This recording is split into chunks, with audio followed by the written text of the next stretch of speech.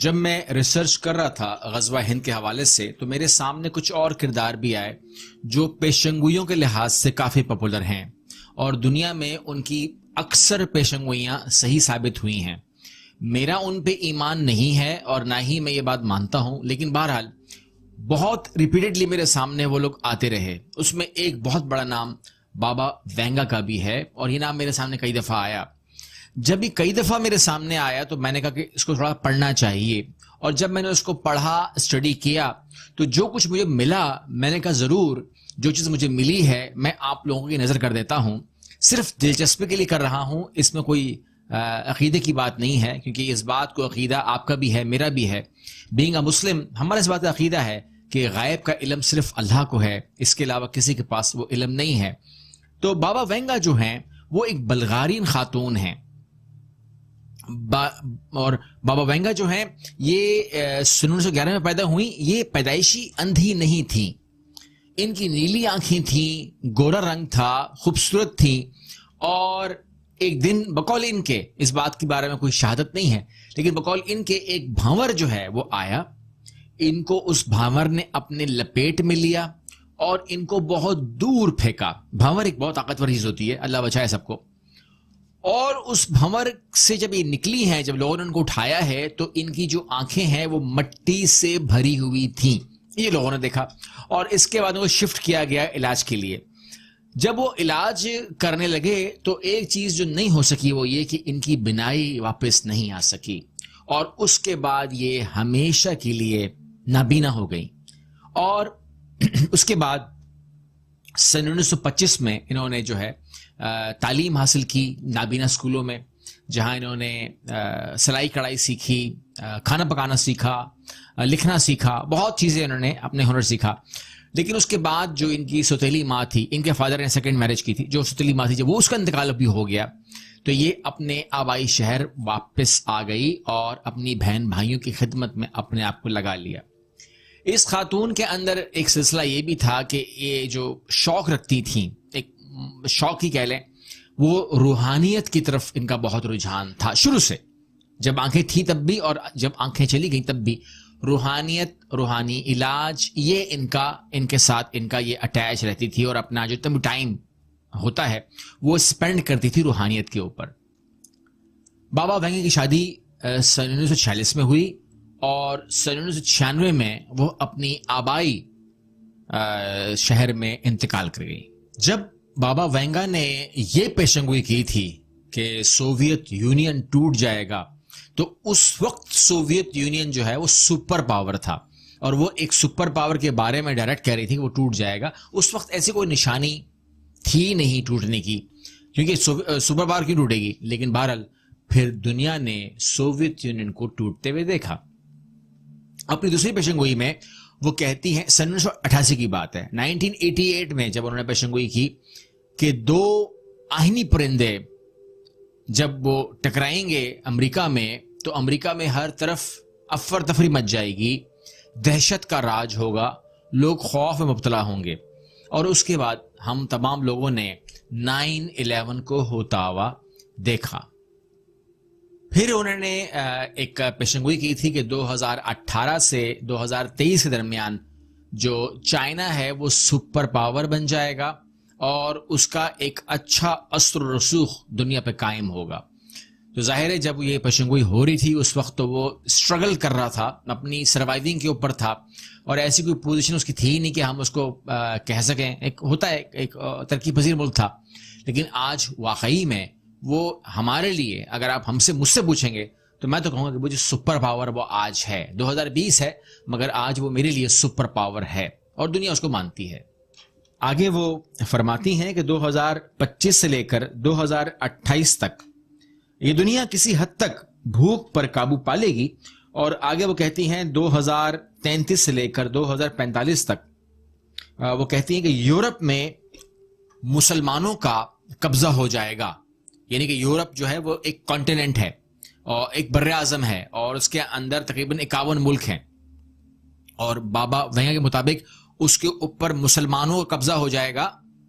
اور اس کے بعد روم مسلمانوں کا دارالخلافہ بنے گا، اور 2067 میں امریکہ جو ہے وہ یورپ کو واپس آزاد کرانے کے لیے، مطلب مسلمانوں سے واپس لینے کے لیے حملہ کرے گا سیدھا روم کے اوپر، نہیں کہ دارالخلافہ کے اوپر، اور اس قسم کے ویپن استعمال کرے گا جس کا تعلق ٹیمپریچر سے ہوگا۔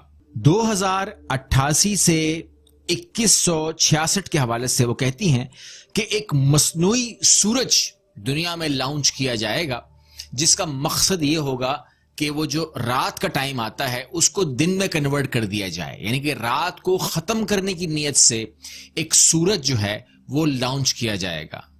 سن 2070 سے 2256 کے حوالے سے وہ کہتی ہیں کہ مریخ پر باقاعدہ آبادی ہو چکی ہوگی، مریخ ترقی کرے گا، مریخ کے لوگ ایک ملک کی طرح بیہیو شروع کر دیں گے، اور مریخ جو ہے وہ ایٹمک پاور بن جائے گا، اور جیسے ہی وہ ایٹمک پاور بن جائے گا اور وہ اپنا اناؤنس کر دے گا کہ we are a nuclear power, تو وہ دنیا کو پابندی لگا دے گا کہ آپ ہماری طرف اب آپ نہیں آئیں، یعنی کہ پابندی لگا دے گا کہ دنیا سے کوئی آدمی اب مریخ کی طرف نہیں آئے، کیونکہ مریخ اس ٹائم اتنا اسٹیبلش ہوگا اور ایکولائز لیول کے اوپر سبھی کافی امیر ہوں گے اور کافی پاور ہوگی، تو پابندی لگا دیں گے کہ دنیا سے کوئی بھی مریخ پر لینڈ نہیں کر سکتا، مطلب مزید لوگوں کو نہیں ہمیں انٹیک کرنا۔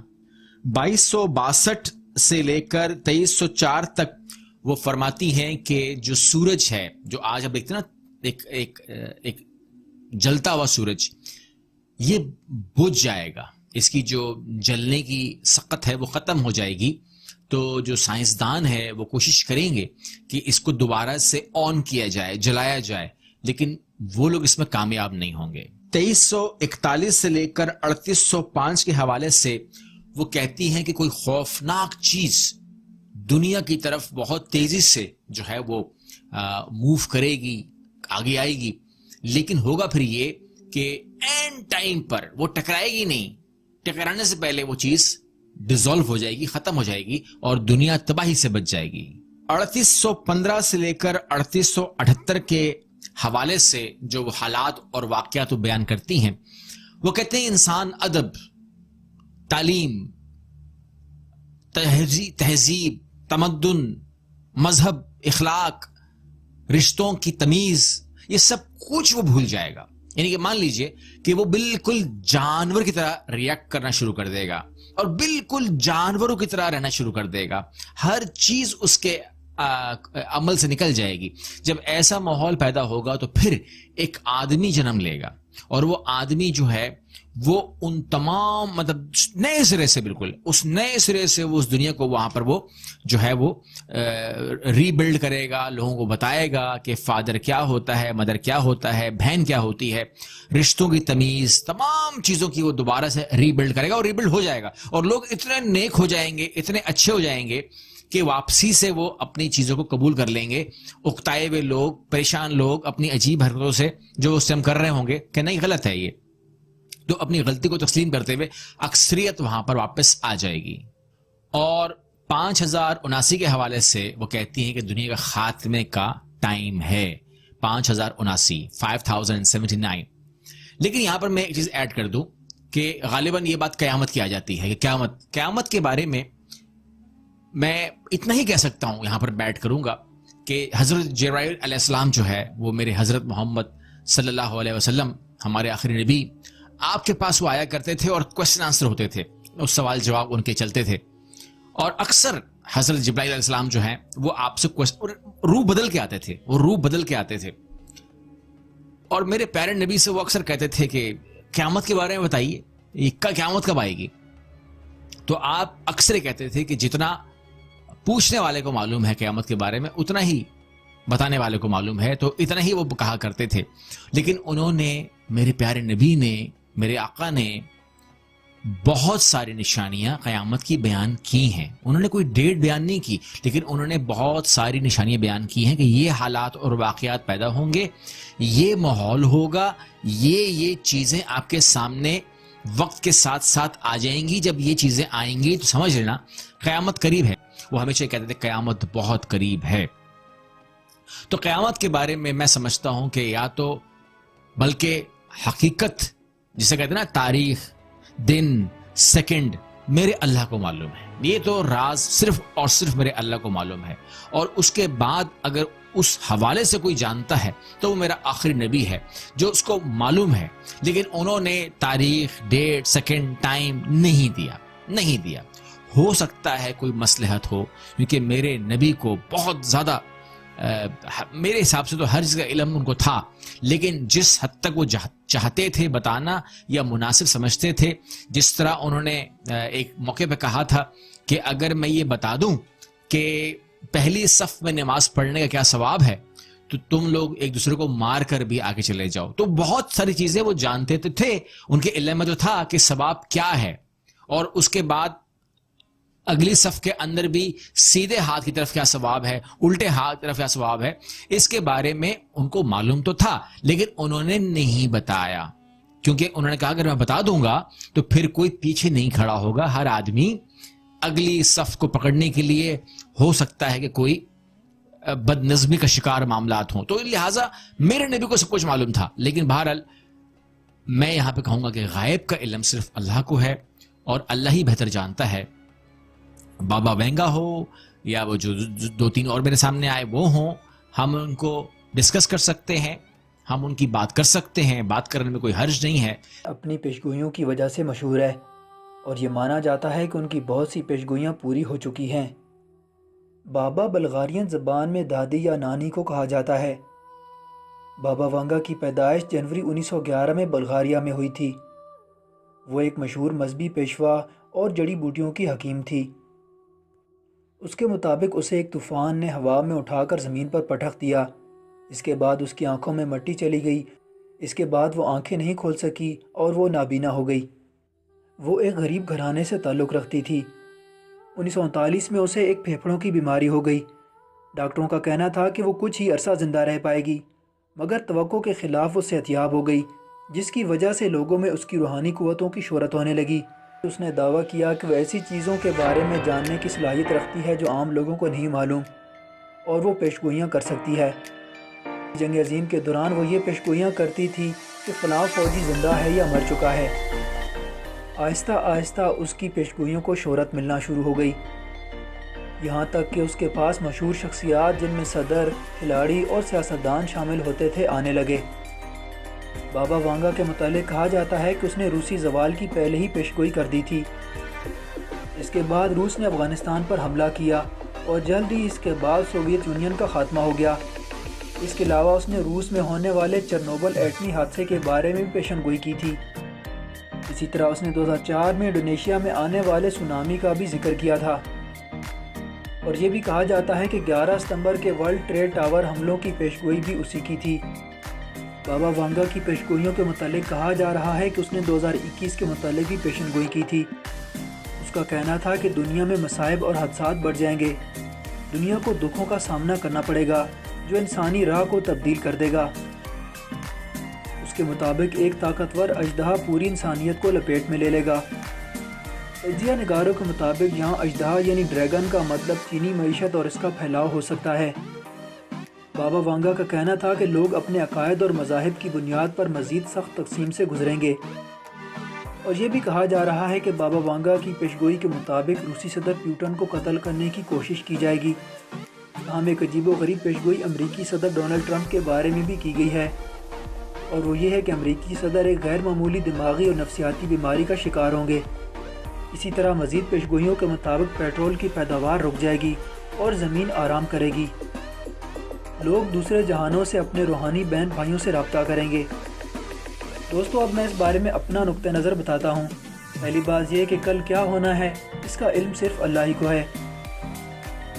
نمبر 2 یہ کہ اگر یہ مان بھی لیا جائے کہ بابا وانگا نے ایسی پیشگوئیاں کی تھی جو سچ ثابت ہوئیں، جیسے کہ ورلڈ ٹریڈ سینٹر پر حملے اور سوویت یونین کا ٹوٹ جانا، تو ایسی بہت سی پیشگوئیاں سامنے آئی تھیں جو کہ سچ ثابت نہیں ہوئیں. مثال کے طور پر 2016 کے بارے میں بابا وانگا کی پیشگوئی تھی کہ مسلمان یورپ پر حملہ کریں گے، یورپ کا زوال ہوگا اور وہ کیمیائی ہتھیاروں سے یورپ پر حملہ کریں گے. بابا وانگا نے یورپ کے متعلق پیشگوئی کی تھی کہ 2010 سے 2014 کے درمیان یورپ میں کیمیکل اور اٹامک ویپن سے جنگ ہوگی۔ اسی طرح پاکستان اور بھارت کے بارے میں بھی بابا وانگا نے پیشگوئی کی تھی کہ ایک سونامی آئے گا جس سے پاکستان اور بھارت دونوں کے شہر بری طرح متاثر ہوں گے، اور یہ سونامی ویسا ہی خطرناک ہوگا جیسا 2004 میں آیا تھا، لیکن ہم نے دیکھا کہ ایسا کچھ نہیں ہوا۔ اسی طرح جو پیشگوئیاں ابھی بتائی جا رہی ہیں، جیسا کہ روسی صدر پیوٹن پر حملہ کیا جائے گا اور صدر ڈونلڈ ٹرمپ کو بیماری لاحق ہوگی، یہ دونوں پیشگوئیاں سال 2019 میں بھی سامنے آئی تھیں۔ پیشگوئیوں کو دوبارہ 2021 کے ساتھ بھی منسوب کیا جا رہا ہے۔ نمبر 3، بابا وانگا کی کوئی بھی اپنی کتاب آج تک منظر عام پر نہیں آئی، اور پیشگوئیاں خود سے لکھ کر ان کے نام سے منسوب کر دی جاتی ہیں، اور لوگوں نے وائرل ہونے والی پیشگوئیاں سن کر ان پر کتابیں بھی لکھ ڈالی ہیں۔ جیسے بابا وانگا نے پیشگوئی کی تھی کہ تقریباً 3000 سال بعد دنیا کا خاتمہ ہو جائے گا، اور بہت سے لوگ بغیر سوچے سمجھے اس بات پر یقین کر لیں گے۔ سورہ انعام کے مطابق شیطان اپنے دوستوں کو دل فریب اور پرفریب باتیں مخفی طور پر بھیجتے ہیں، اور مسلمانوں کو ان کے فتنے سے خبردار کیا گیا ہے کہ اگر وہ ان کے فتنے میں آ گئے تو پھر وہ توحید پرستی کا راستہ چھوڑ دیں گے۔ دوستو، اگر آپ میری رائے سے اتفاق کرتے ہیں تو کامنٹ سیکشن میں ضرور بتائیے گا۔